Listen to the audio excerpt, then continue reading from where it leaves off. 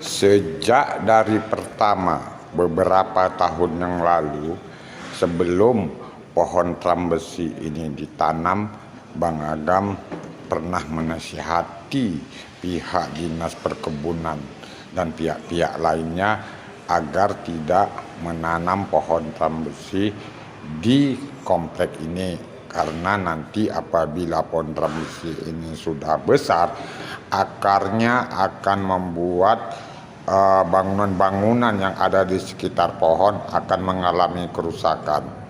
Namun saran dan nasihat dari Bang Agam pada waktu itu diabaikan oleh semua pihak.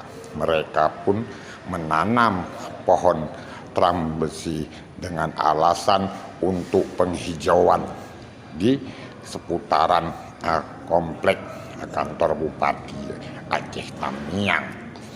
Kini terbukti setelah trambesi itu besar, akar-akarnya menjalar ke bawah-bawah gedung bangunan ini, sehingga semen-semen bangunan ini retak-retak, rusak.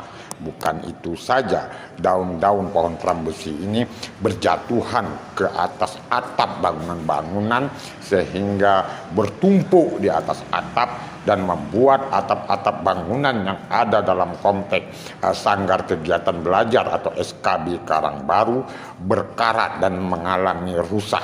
Mungkin tidak lama lagi semua atap-atap yang ditimpa oleh daun pohon trambesi yang jatuh di atas atap yang sudah mengering bertumpuk-tumpuk akan membuat atap yang ada di atas gedung bangunan yang ada di komplek ini akan mengalami kerusakan.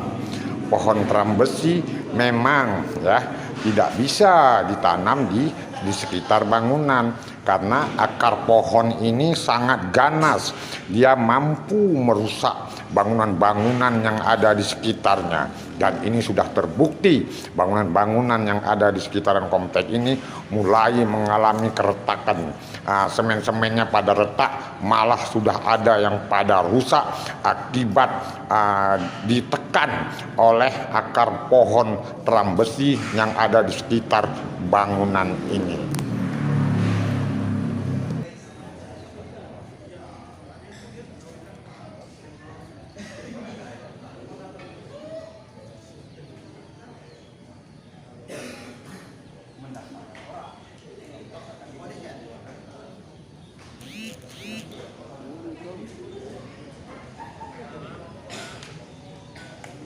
Halo Kang, jadi